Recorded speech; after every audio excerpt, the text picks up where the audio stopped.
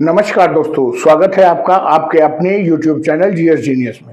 जैसा कि आप स्क्रीन पर देख रहे हैं, whether India lost after victory and Pakistan won after defeat.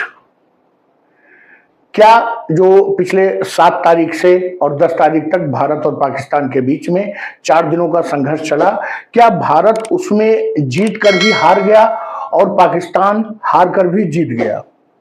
ये है आज हमारे डिस्कशन का टॉपिक। और ये मैं नहीं कह रहा हूं, ये दुनिया भर के, भारत भर के मिलिट्री एक्सपर्ट्स कह रहे हैं, भारत की जनता कह रही है, भारत के न्यूज चैनल कह रहे हैं, पाकिस्तान की सेना कह रही है, पाकिस्तान की सरकार कह रही है। क्या ये सच है? और अगर सच नहीं है तो वो लोग ऐसा क्यों कह रहे हैं? इस पूरे मुद्दे को आज हम अपने इस डिस्कशन में कवर करेंगे। देखेंगे कि क्या भारत से कोई गलती हो गई है सीज फायर करके, और अगर नहीं हुई है तो वो क्या कारण है कि लोगों का ऐसा विचार बन गया है कि भारत से गलती हो रही है।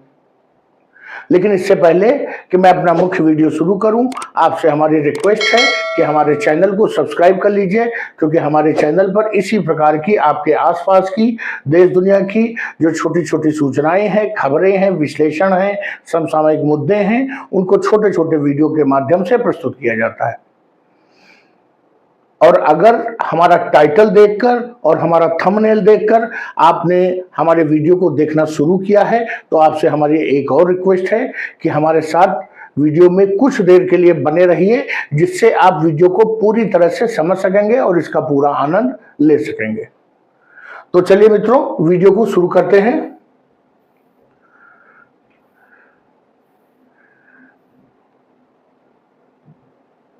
एकदम से 10 तारीख को ये खबरें आई कि भारत सरकार ने सीज फायर की घोषणा कर दी है।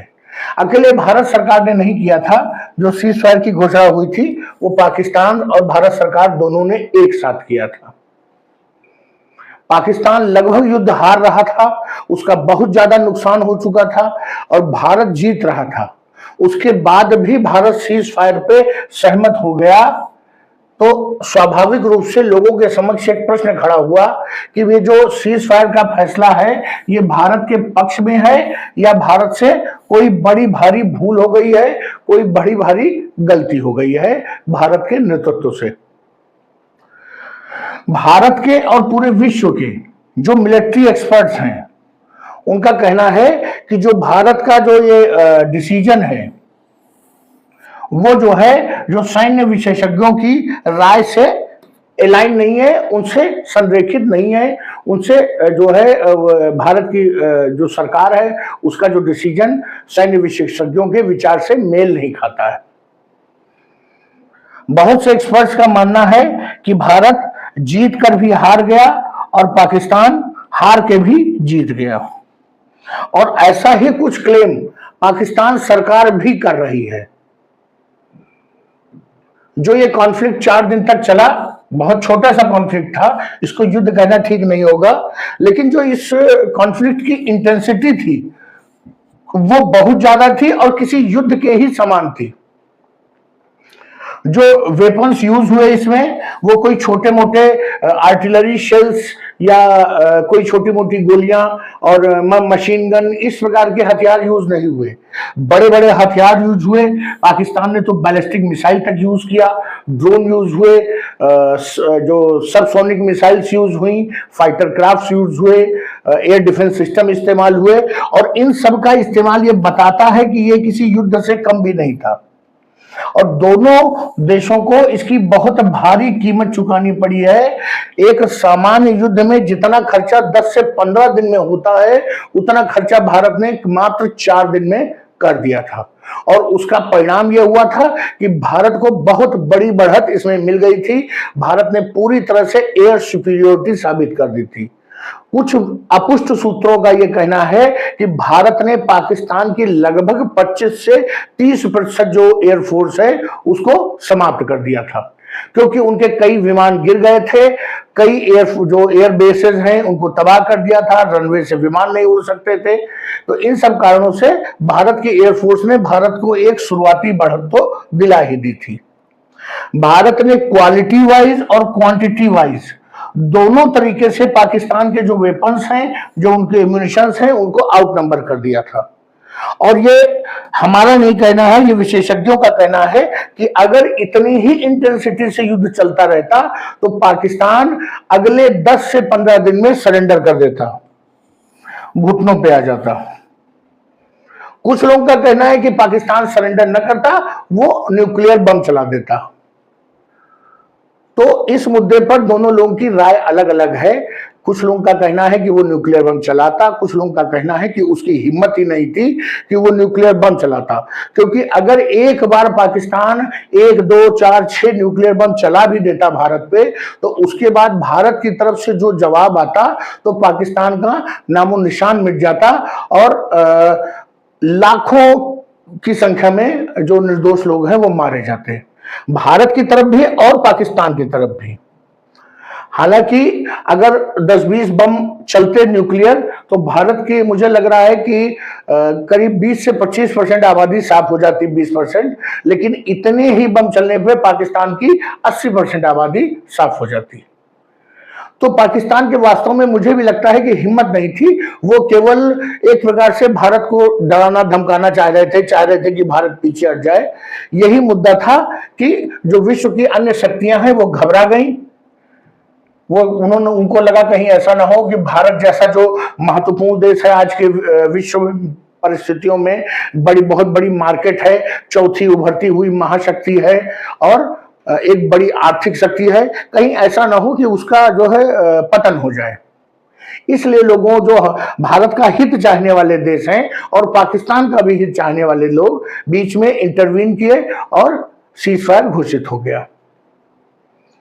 अगर यह युद्ध चालू रहता 10-15 दिन में तो भारत इस स्थिति में आ जाता कि भारत अपना पाक ऑक्यूपाइड कश्मीर, जो टेरिटरी भारत पाकिस्तान के कब्जे में है, केवल उसकी बात कर रहे हैं हम, उसकी बात नहीं कर रहे हैं जो पाकिस्तान ने सजगम वैली को चीन को दे दिया, लेकिन जो पाकिस्तान के कब्जे में पीओके है या पाक एडमिनिस्ट्रेड कश्मीर है वो जरूर भारत वापस ले लेता और बांग्लादेश की तरह एक बलूचिस्तान नाम का देश भी भारत खड़ा कर देता। यह तो तय था कि अगर 15 दिन और युद्ध चलता तो ये दोनों का जो लक्ष्य है वो भारत को प्राप्त हो जाते। पाकिस्तान जो ये युद्ध अभी केवल हारा है लेकिन पूरी तरह से नहीं हारा है, और अगर भारत पीओके और बलूचिस्तान निकाल ले जाता तो पाकिस्तान अल्टीमेट बैटल हार जाता। पाकिस्तान कई 100 सालों तक भारत से दोबारा टकराने की हिम्मत नहीं कर पाता।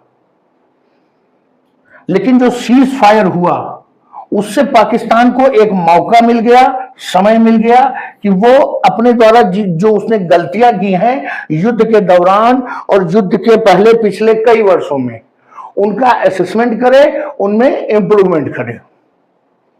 ये तो सही बात है कि पाकिस्तान ने सीज फायर करके समय और मौके को खरीदा है दोबारा, या ये कहिए अपने जीवन को खरीदा है। अब पाकिस्तान क्या करेगा? पाकिस्तान अपने वहां जितने भी जो नॉन स्टेट एक्टर्स हैं, जिनको आप आतंकवादी कह सकते हैं, उनको कहेगा कि भैया अब आपका समय आ गया है, हम पिट चुके हैं, अब आप कुछ करिए। और उनको भारत में किसी न किसी प्रकार से अंदर घुसेड़ेगा और कहेगा कि जा करके टूट पड़िए देशवासियों पे, जहां मौका पाइए वहां पर अंधाधुंध गोलियां चलाइए, जहां मौका पाइए वहां पर बम फोड़िए, और उससे भी बड़ा एक काम करिए कि देश के अंदर एक सांप्रदायिक विभाजन की स्थिति पैदा करिए, जिससे भारत अपनी ही परिस्थितियों में उलझ के रह जाए। और उसके 3 प्रमुख टारगेट होंगे, एक बांग्लादेश, एक केरल और एक कश्मीर। जो तीनों कोने हैं वहां पर यह देखने को मिल सकता है। सांप्रदायिक विभाजन से स्थिति यह होगी कि भारत की जो पैरामिलिट्री फोर्स है, सरकार है, राज्य सरकारें हैं, उनका पूरा ध्यान केवल उसी को टैकल करने में लग जाएगा। अगर एक दंगा केरल में हुआ तो आप समझ लीजिए उसका असर यहां नॉर्थ इंडिया तक सांप्रदायिक विभाजन के रूप में देखने को मिलेगा। और जो ये आतंकवादी घुसेंगे, ये कहीं ना कहीं किसी स्कूल में, किसी बस में, किसी मॉल में कहीं ना कहीं बम विस्फोट करेंगे।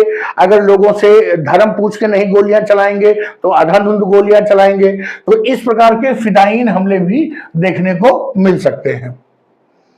ये तो उनके नॉन स्टेट एक्टर करेंगे, लेकिन अब वहां की सरकार और आर्मी क्या करेगी?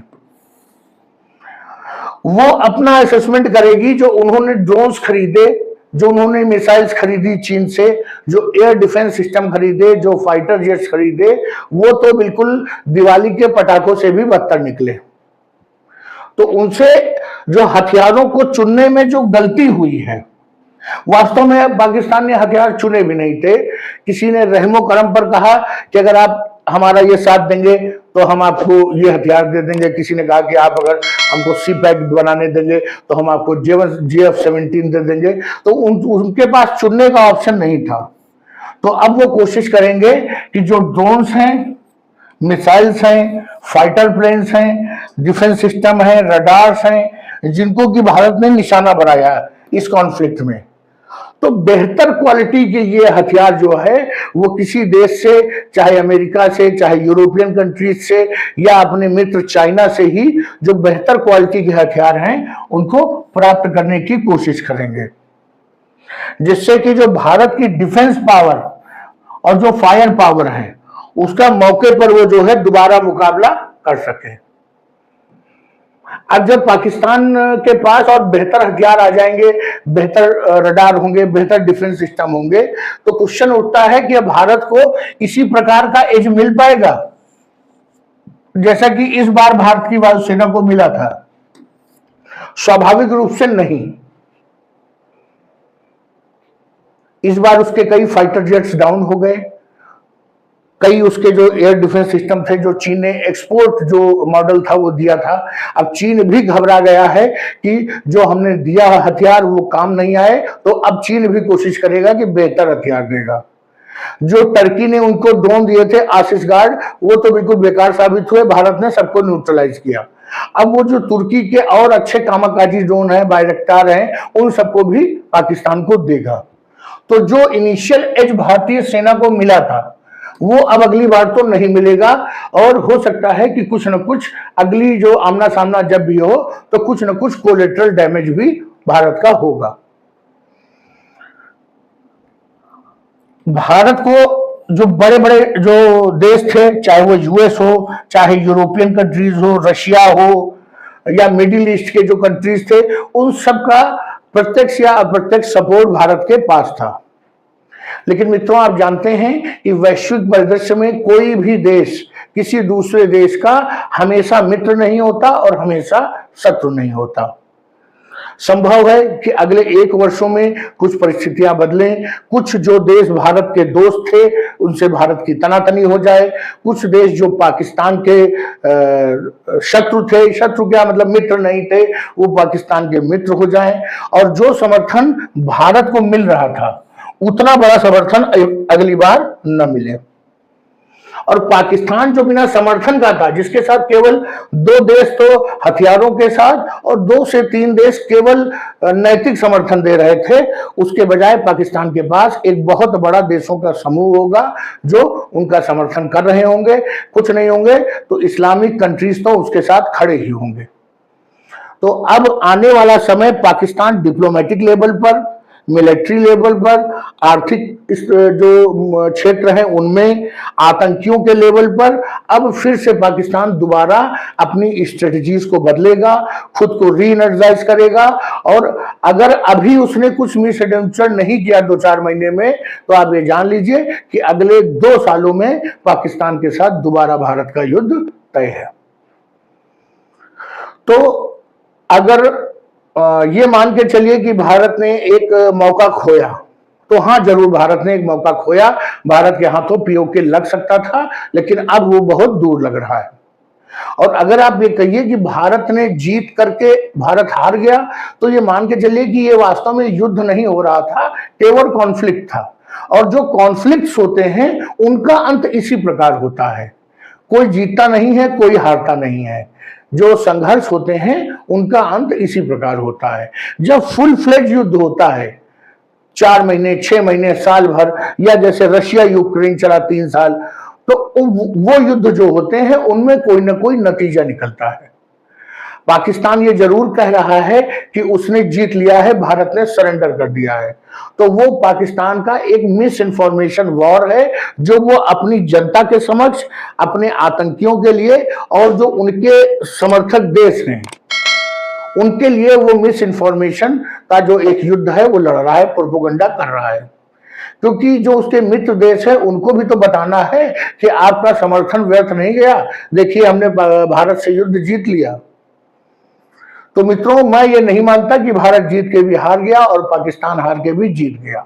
हाँ, भारत के हाथ जो एक बहुत अच्छा मौका आया था वो जरूर भारत के हाथ से निकल गया।